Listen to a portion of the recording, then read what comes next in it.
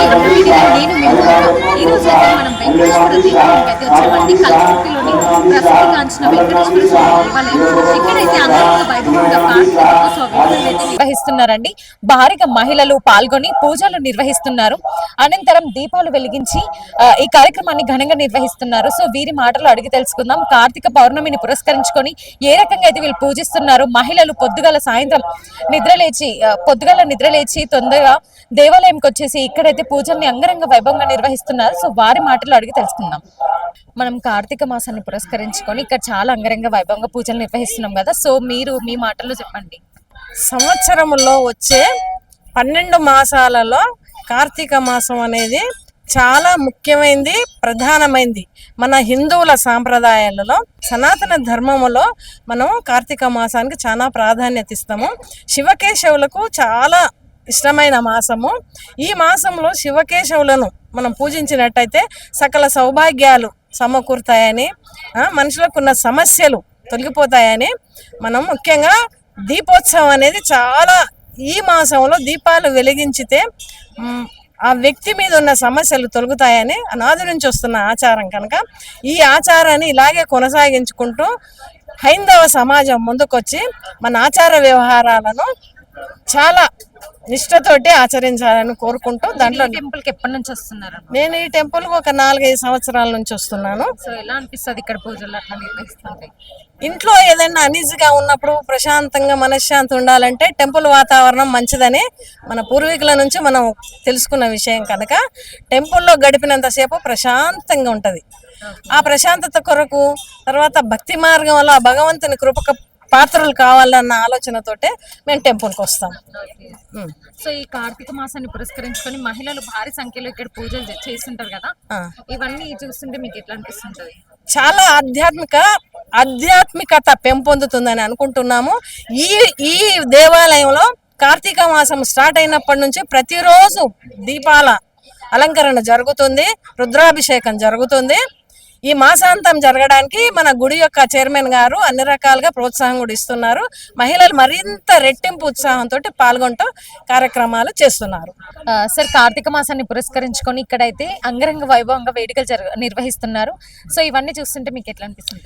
Madam, Karthika మాసం యొక్క విశిష్టత ఏంటి అని అంటే మనకు హిందూ హైందవ సమాజంలో అందరికీ తెలియాల్సినటువంటి విషయం ఇది. మనకు ఈ హైందవ సాంప్రదాయం ప్రకారం శివుడు తర్వాత విష్ణువు, శివకేశవులు ఇద్దరిని సమానంగా పూజించే ఈ మాసము అద్భుతమైనటువంటిది. శివకేశవులలో అందుకే మనకి ఇక్కడ సాలగ్రామాన్ని దానం చేయడం అని, తర్వాత సాలగ్రామంలో శివుడు విష్ణు అంటే కేశవుడు ఇరువురు కూడా కొలువై ఉంటారన్నది మనకి ఎప్పటి నుంచో సనాతన ధర్మం నుంచి వస్తున్నది. మరి మానవ సమాజంలో ఎంతసేపు మనము తిండి మీద తర్వాత డబ్బు సంపాదించడమే కాకుండా రోజులో కొంత భాగం అనేది మనం కేటాయించాలి భగవంతునికి, భక్తిని ఖచ్చితంగా. సో దానిలో భాగంగా కొంత సమయాన్ని మనము ఇక్కడ కేటాయించడం ద్వారా ఏమవుతుంది అని అంటే సంవత్సరం మొత్తంలో మరి తెలుగు నెలలు ఏవైతే ఉన్నాయో అందులో ఈ కార్తీక మాసం అనేది ఏంటంటే కార్తీక మాసం 30 లేదా 31 రోజులు వచ్చేటటువంటి 30 రోజులలో ఒకవేళ పాటించకపోయినప్పటికీ కనీసం ప్రతి సోమవారాలు 4 సోమవారాలు కానీ 4 శనివారాలు కానీ ఖచ్చితంగా వస్తాయి. ఈ సోమవారాలలో ఖచ్చితంగా ఈ దీపారాధన చాలా ముఖ్య ప్రాముఖ్యత కలిగి ఉన్నది. దీపారాధన చేయడం ద్వారా ఏమవుతుంది అని అంటే అందులో దీపారాధనలో భాగంగా తెల్లవారుజామున అంటే 5-6 గంటల సూర్యుని ఉదయించే కన్నా ముందు సూర్యుడు అస్తమించిన సమయానికి ఖచ్చితంగా దీపారాధన అనేది చేయాలి.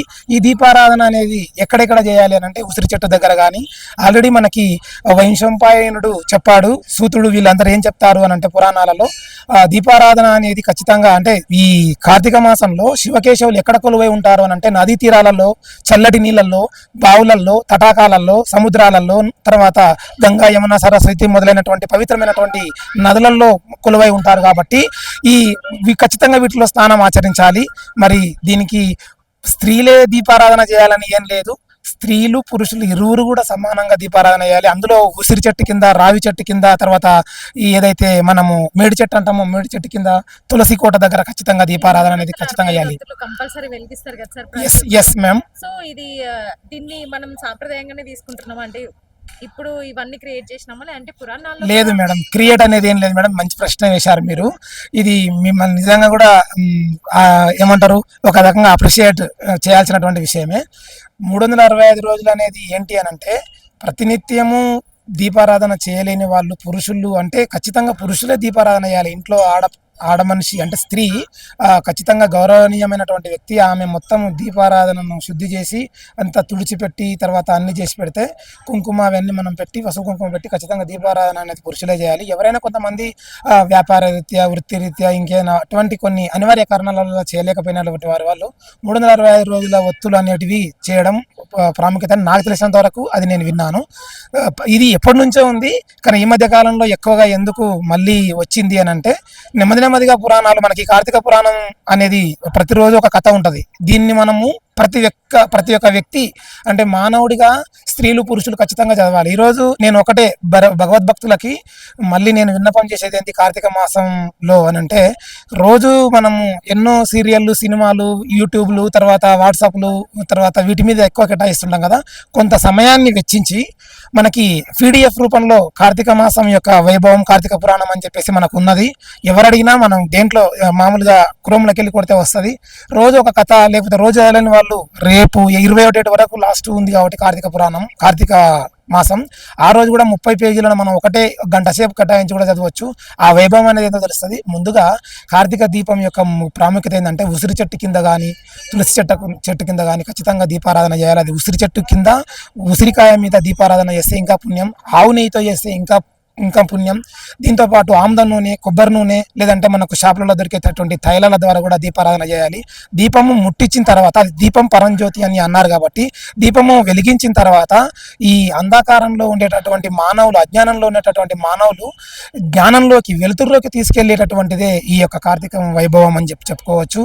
మరి ఈ కార్తీక మాసంలో ఇంకా విశిష్టత ఇంకా ఏం తెలియజేయాలంటే దీపారాధన ఒక పురుషుడు కానీ స్త్రీ కానీ చేస్తూ ఉంటే పురుషుని యొక్క 21 తరాలు ఆయన భార్య యొక్క 21 తరాలు 42 తరాలు ఒకవేళ అనివార్య కారణాల వల్ల వేరే లోకాలలో ఉంటే గనక వాళ్ళకి ఖచ్చితంగా అన్య లోకాలలో ఉంటే గనక స్వర్గలోకానికి వచ్చే అవకాశం ఉంటుంది. కాబట్టి ఖచ్చితంగా వాళ్ళు సంతోషిస్తారు. ఇవంతా కూడా మనకి సనాతన ధర్మంలో అష్టాదశ పురాణాలలో ముఖ్యంగా ఈ యొక్క రకరకాలైనటువంటి ఏవైతే పురాణాలు ఉన్నాయో వాటిలో మనకు బాగా తెలియబరుస్తుంది.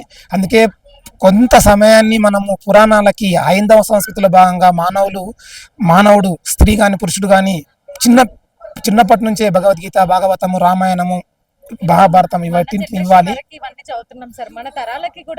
అవుతుంది మేడం, ఎందుకు ఇవ్వలేము, ఇస్తాం మేడం. ఇప్పుడు గుర్తుపెట్టుకోండి మేడం, మనం ఇళ్లలో ఎగ్జాంపుల్ చెప్తున్నా. చిన్న ఉన్నప్పుడు మా నాన్నగారు ఏం చదవలేదు, కానీ గొప్ప వ్యక్తి. ఈరోజు ఆయన మళ్ళీ స్మరించుకుంటున్నాం మా అమ్మని మా నాన్నని. వాళ్ళు కేవలం ఏ చదువు రాని వారు. మేము చదవలేదు, మా పిల్లలు చదవాలని వాళ్ళు మమ్మల్ని చదివించారు. ఆనాడే అంటే నేను 30 years క్రితం చెప్తున్నాను. నేను 40 years ఉన్నప్పటికీ 30 సంవత్సరాల క్రితం కథను నేను చెప్తున్నాను. మా నాన్నగారు ల్యాంతార్ కందిలి పెట్టుకొని చదువు రాకపోయినా మా అన్నయ్య వాళ్ళు భగవద్గీత చదివితే వినేవారు. అది ఈరోజు నాకు నా పిల్లలకు వారసత్వంగా వచ్చిందని నేను చెప్పుకుంటున్నాను. ఖచ్చితంగా నేర్పిస్తున్నాను మేడం, నేర్పిస్తున్నాను. వెంకటేశ్వర టెంపుల్లో కానీ మా ఇంటి దగ్గర కానీ సుకన్య మేడం మొదలైనటువంటి ఏమంటారు విశ్వ హిందూ పరిషత్ వారి యొక్క ఆధ్వర్యంలో తర్వాత నేను పర్సనల్గా కూడా పిల్లలకి కొంతమంది ఎవరైనా వినాలని కార్తీక మాసాన్ని విశేషంగా జరుపుకుంటారు కదా, సో మీరు ఎలా జరుపుకుంటున్నారు? మేము కార్తీక మాసం స్టార్ట్ అయినప్పటి నుండి పొద్దున్నే లేచి పూజలు చేసి తులసి పూజ అవన్నీ చేసుకుంటాం. ఇదంతా చూస్తుంటే ఎట్లా అనిపిస్తుంది? ఈ కార్తీక మాసం మాసం మొత్తం పూజలు నిర్వహిస్తుంటాం పొద్దుగల సాయంత్రం. ఇదంతా చూస్తుంటే ఎట్లా అనిపిస్తుంటది? చాలా మంచిగా అనిపిస్తుంది మేడం. అంటే కార్తీక మాసం స్పెషల్ ఏంటంటే ఇంకా శివుడికి చాలా ఎంతో ఇష్టమైన మాసం కాబట్టి మనకు కూడా అప్పుడు చేసుకుంటే కూడా మనకు కూడా మంచిగా అనిపిస్తుంది అనమాట. 365 ఒత్తులు వెలిగించి ఈ మాసం అంటే నార్మల్గా ఈ మాసంలోనే మనం 365 ఒత్తులు వెలిగించాం. సో ఇదంతా ఎట్లా అనిపిస్తుంది అసలు? చాలా మంచిగా అనిపిస్తుంది. అంటే మనము ఉట్టప్పుడు ఇవన్నీ చేసుకోలేము కదా అంత ఈజీగా. కార్తీక మాసం అయితే స్పెషల్గా చేసుకుంటాము. అంటే మన నమ్మకం అన్నమాట. ఈ మాసం మనము చేసుకుంటే మనకెంతో మంచి జరుగుతుంది, పుణ్యం వస్తుంది దేవుడు అట్లా. సరే, ఇక్కడ కార్తీక మాసాన్ని పురస్కరించుకొని మహిళలు భారీ సంఖ్యలో పాల్గొని ఇక్కడ పూజలు అయితే నిర్వహిస్తున్నారు. సో ఈ మాసం మొత్తం మహిళలని ఈ టెంపుల్ వాతావరణంలో చూస్తుంటారు కదా, ఇవన్నీ చూస్తుంటే ఎట్లా అనిపిస్తుంటుంది సార్? ఓం నమో వెంకటేశాయ. కార్తీక మాసము శివకేశవులకు నిలవైనటువంటి మాసం. ఈ కార్తీక మాసంలో శివకేశవుల్ని కొలిస్తే ఒక చక్కటి ఆరోగ్యము, సంపద, అన్నీ మనకు ఒక రకమైనటువంటి అనుభూతి కలుగుతాయని చెప్పి వేదోక్తాలు చెప్తున్నాయి. కాబట్టి ప్రతిరోజు కార్తీక మాసం మొదలు నుంచి ఈ రోజు వరకు అంటే సుమారుగా 30 రోజుల కాలము ప్రతిరోజు ఉత్యము 5 గంటలకు లేచి వచ్చి స్వామివారికి దీపము పెట్టి కార్యక్రమంలో ప్రతి ఒక్కరు పాల్గొంటున్నారు. స్వామివారి రోజు నిత్యము అభిషేకాలు కార్యక్రమం జరుగుతుంది. సాయంత్రం పూట కూడా కార్తీక దీపం కూడా జరుగుతుంది. దానిలో భాగంగా మాకు ఇక్కడ రవిచంద్ర గారు ఉన్నారు. వాళ్ళు కార్తీక పురాణం గురించి ప్రతిరోజు నిత్యం వ్యాఖ్యానం కూడా చేస్తున్నారు. వారు ప్రతి శనివారము ప్రతి సోమవారం ఏమో రుద్రాభిషేకం చేస్తున్నాము, ప్రతి శనివారం ఏమో స్వామివారికి అభిషేకం చేస్తున్నాము, తోమాల సేవ చేస్తున్నాము. అభిషేకము తోమాల సేవ కుంకుమార్చనలు, శుక్రవారం కుంకుమార్చనలు, శుక్రవారం నాడు అభిషేకాలు, శనివారం నాడు తోమాల సేవ, శుక్రవారం నాడు సాయంత్రం కుంకుమార్చన. ఇటువంటి కార్యక్రమాలు ప్రతిరోజు జరుగుతూ ప్రత్యేకమైన కార్తీక మాసంలో ప్రత్యేకంగా ఈ కార్యక్రమాన్ని నిర్వహిస్తున్నాం. శనివారం నాడు సాయంత్రం స్వామివారికి డోలోత్సవం ఏర్పాటు చేస్తాం. స్వామివారిని ఈ ప్రాకారంలోనే డోలోత్సవంలో ఆ స్వామి మనం 3 పర్యాలు తిప్పడము. ఆ కార్యక్రమంలో మహిళలు ఎక్కువ సంఖ్యలో పాల్గొంటారు. స్వామివారి యొక్క డోలోత్సవ కార్యక్రమంలో ప్రతి మహిళ యాక్టివ్ ఉంటారు. ఎందుకొరకంటే స్వామివారి కోరుకుంటారు ఏమని, అమ్మా ఎవరైనా సంగీతం ప్రియులు ఉంటే వాళ్ళు చక్కటి సంకీర్తన చేయమని అంటారు. అందుకని ముందుకు వచ్చి వారు మంచి చక్కటి సంకీర్తన కూడా వాళ్ళు చేస్తున్నారు. ప్రతి ఒక్కరూ నాకు తెలిసి కార్తీక మాసము వెంకటేశ్వర స్వామి శివకేశవులు నిలయం కాబట్టి ఈ ప్రతిరోజు భక్తులు ఎక్కువ సంఖ్యలో పాల్గొంటున్నారు. వాళ్ళు చాలా ఆనందంగా ఉంటున్నారు ఒక నా భావన. ఈరోజు కూడా కల్వకుర్తి విశ్వ హిందూ పరిషత్తు మా రెడ్డి గారు, మా సుకన్య గారు, మా తిరుపతయ్య గారు, మా బాబి గారు, మా దయాకర్ గారు, విశ్వ హిందూ పరిషత్ పెద్దలంతా ఈ కార్యక్రమంలో పాల్గొని ఈ దీపోత్సవాన్ని దిగ్విజయం చేయడానికి అంతా కృషి చేస్తున్నారు. మీరు కూడా చూస్తున్నారు, ఈ మహిళలంతా ప్రతి ఒక్కరు దీపాలు తీసుకుంటున్నారు. వారు కాక వీరు కూడా ప్రతి ఒక్కరు చేస్తున్నారు. ఇంకొక స్పెషల్ అట్రాక్షన్ ఏంటంటే స్వామివారికి ఈ సాయి అనే అబ్బాయి ఉన్నాడు. ఆ సాయి స్వామివారికి పౌలింపు సేవ చేస్తాం. వెంకటేశ్వర స్వామి ప్రతిరోజు తిరుమలలో ఎలా అయితే పౌలింపు చేస్తామో ఆయన వేణుగాన మాధుర్యంతో ఒక పౌలింపు సేవ ఒకటి కార్యక్రమం కూడా చేస్తున్నారు. ఒక చక్కటి మాసం ఇది. శివకేశవులకు నిలయం కాబట్టి ఇంకా ఎక్కువ సంఖ్యలో భక్తులు ఈ దేవాలయానికి వస్తున్నారు. ఇక ముందు కూడా వస్తారని మేము భావిస్తున్నాం. కాబట్టి మీ ద్వారా ఈ దేవాలయం గురించి, చరిత్ర గురించి ప్రతి ఒక్కరికి తెలవాలి. ఈ కార్యక్రమాలు విశ్వ హిందూ పరిషత్ వాళ్ళు హిందూ సమాజానికి ఎటువంటి కార్యక్రమాలు చేస్తున్నారనే విషయాన్ని కూడా వాళ్ళు మీ ద్వారా తెలిపితే మేము కూడా సంతోషిస్తాం. ఓం నమో వెంకటేశ. హరి ఓం. శ్రీ విష్ణు రూపాయ నమ శివాయ. కార్తీక మాసం అంటేనే శివకేశవులకు ఇద్దరికి ప్రత్యేకమైన మాసం. ఈ మాసంలో స్నానాలు, దీపాలు చాలా ప్రాధాన్యత సంతరించుకుంటాయి. కాబట్టి ఈసారి విశ్వ హిందూ పరిషత్ వాళ్ళు ఈ ఆలయ ప్రాంగణంలో ఏర్పాటు చేసిన దీపోత్సవం చాలా కన్నుల పండుగగా ఉంది. దీపం అంటేనే అజ్ఞానాన్ని తొలగించి విజ్ఞానాన్ని నింపేది. అలాంటి దీపాలు ప్రతి మనిషి హృదయంలో వెలగాలి అని విశ్వ హిందూ పరిషత్ తరఫున, కల్వకుర్తి వెంకటేశ్వర స్వామి దేవాలయం తరఫున మనస్ఫూర్తిగా కోరుకుంటున్నాను. ఈ దీపాలు పాపాలను తొలగిస్తాయి, జ్ఞానాన్ని నింపుతాయి.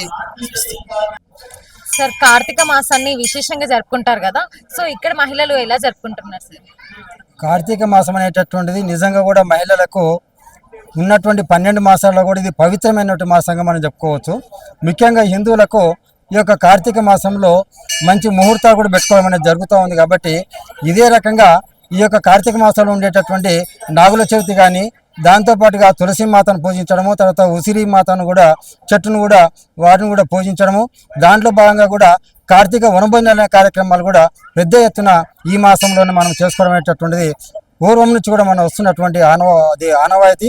మరి ఇదే మాసంలో కూడా మనకు గోమాతను కూడా మనం పూజించుకోవడం జరుగుతుంది. ఎందుకంటే గోపాష్టమి పేరుతోటి గోమాతను కూడా గోమాతలో మనం 33,000 కోట్ల దేవతలు ఉంటారని చెప్పేసి మరి గోమాత, భారతమాత, భూమాత అనేటటువంటి ఈ 3 కూడా మరి అదేవిధంగా అగ్ని, తర్వాత నింగి, ఇవన్నీ కూడా మనకు పంచభూతాలుగా మనకు ఉన్నాయి. కాబట్టి హిందువులమందరం కూడా భారతీయ సంస్కృతిని, హిందూ సంప్రదాయాలను పాటిస్తూ ఈ దేవీ దేవతలను పాటించినట్లయితే మనం అందరం కూడా, హిందువులందరం కూడా ఈ దేశము, ఈ రాష్ట్రము, గ్రామం అందరూ కూడాను మనం ఆయురారోగ్యాలుగా ఉంటామని చెప్పేసి, మరియు ఈరోజు దీపోత్సవం అనేటైతే ఉందో ఈ దీపోత్సవంలో మనం ఎప్పుడైతే మనం దీపారాధన చేస్తామో దీని వలన మనకు ఆరోగ్యాలతో పాటుగా వాతావరణం కూడా ఇప్పుడు చల్లగా ఉంటుంది కాబట్టి ఎక్కువ వేడిని ప్రసాదిస్తుంది కాబట్టి అందరూ కూడా ఈరోజు దీపోత్సవం చేసినట్టయితే ఈ వాతావరణంలో ఉండేటట్టు కలుషితాలు ఏవైతే ఉన్నాయో అవన్నీ కూడా పారద్రోడానికి మీరందరం కూడా ఈ వేడిని వాతావరణం కలిగించడం కొరకు మనందరం కూడా మరి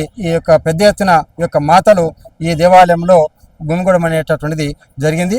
మరి యొక్క కార్యక్రమాన్ని ఇదే తరహాలో రాబో రోజుల్లో కూడా మరి పెద్ద ఎత్తున ఉవ్వెత్తున కార్యక్రమాలు నిర్వహించాలని చెప్పేసి మన యొక్క హిందుత్వాన్ని కాపాడాలని చెప్పేసి ప్రతి ఒక్కరికి కూడాను మనస్ఫూర్తిగా నమస్కారం తెలియజేస్తూ జై హింద్.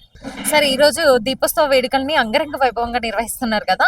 సో ఇక్కడ చాలా దీపాలు పెట్టేసి మహిళలు పూజలు చేస్తున్నారు. సో ఇదంతా ఈ సంవత్సరమే స్టార్ట్ చేశారా, లేదంటే ఇంతకు ముందు నుంచి కూడా చేస్తారా? అతి పురాతన కాలం నుంచి కూడా దీపోత్సవం అనేది నడుస్తూ ఉన్నది. మనం చూస్తుంటే భాద్రపద మాసంలో వినాయకుని ఉత్సవాలు చేస్తాం, ఆశ్వీజ మాసంలో దుర్గమ్మ ఉత్సవాలు చేస్తాం, ఈ కార్తీక మాసంలో శివకేశవులకు పవిత్రమైనటువంటి రోజుగా చేస్తాం. మీరు చూడండి, కష్టం చేసిన రెక్కలేమో శాగలు వాడుతుంది, నిస్తేజంగా ఉన్న రెక్కలకేమో సెదలు పడతాయి అంటారు. ఈరోజు ఈ పూజకు వచ్చిన వాళ్ళకి చలి లేదు, కార్యక్రమం బ్రహ్మాండంగా నడుస్తూ ఉంది. మీరు ఇంట్లోకి పోయి చూడండి, తలుపు మూసుకుని ఉంటారు, మళ్ళీ దుప్పటి కప్పుకుంటారు, స్వెటర్ వేసుకుంటారు. అంటే మన వాళ్ళు ఎంత శాస్త్ర సాంకేతిక రంగంలో అభివృద్ధి చెందినో చూడండి. ఒక దీపం పెట్టడం అనేది మహిళలు ఇంతమంది ఇక్కడికి వస్తున్నారు. మరి మీరు ఏ ఇంటికన్నా పోయి చూడండి, ఇప్పుడు తలుపు అన్న మూసుకుంటాడు, లేకుంటే స్వెటర్ అన్న వేసుకుంటారు, లేకుంటే దుప్పటి అన్న. ఏంటంటే అది దాని యొక్క పవిత్రతను శాస్త్ర సాంకేతిక రంగంలో శాస్త్రబద్ధంగా ఉంటుంది మనది. కాబట్టే ఇది నిర్వహిస్తూ ఉన్నాం. దీపంలో మనము నెయ్యి వేసి దీపం వెలిగిస్తాం, నూనె వేసి దాని శక్తి 10 ఇంతలు అవుతుంది, 1000 ఇంతలు అవుతుంది. ఒక మన మిరపకాయ తీసుకుపోయి పొయ్యిలో వేస్తాం, ఏమవుతుంది? ఘాట్ వస్తుంది. మన మిరపకాయ సపరేట్ ఉంటే ఏముండదు, దాని శక్తి దాంట్లో నివిడీకృతం అవుతుంది. మరి అట్లానే మనం ఈ వెలుగు నింపడం వల్ల ఈ వాతావరణం అంతా కూడా శుభ్రంగా అవుతుంది, కలుషిత రహితంగా అవుతుంది. కాబట్టి మన వాళ్ళు ఒక ఆధ్యాత్మికము, శాస్త్రబద్ధత ఇవన్నీ కూడా కలగలిపి మనకు ఒక మార్గసూచి చూపించారు. కాబట్టి ఆ మార్గసూచిలో ఈ కల్వకుర్తిలో కూడా ఈ బ్రహ్మాండమైన ఈ కార్యక్రమాన్ని విశ్వ హిందూ పరిషత్ ఆధ్వర్యంలో వెంకటేశ్వర స్వామి సన్నిధిలో జరుగుతూ ఉంది. కాబట్టి ఈ మహిళా మనులందరూ కూడా ఈ మహిళా మనులే సంస్కృతిని కాపాడేటటువంటి మాటలు. కాబట్టి వారి ద్వారానే ఈ కార్యక్రమం బ్రహ్మాండంగా జరుగుతుంది. కాబట్టి వాళ్ళందరికీ కూడా అనేక అభినందనలు తెలియజేస్తా ఉన్నాం. భారత్ మాతాకి జై. Thank you sir. ఇదంతా చూస్తుంటే ఎట్లా అనిపిస్తుంటుంది సార్? మనకి వెంకటేశ్వర స్వామి టెంపుల్లో నిత్యం పూజలు నిర్వహిస్తుంటారు, కానీ కార్తీక మాసానికి అధిక సంఖ్యలో మహిళలు పాల్గొని ఈ కార్తీక మాసాన్ని పురస్కరించుకొని దీపాలు వెలిగించడం ఇవన్నీ చూస్తుంటే ఎట్లా అనిపిస్తుంటుంది సార్? జై శ్రీరామ్.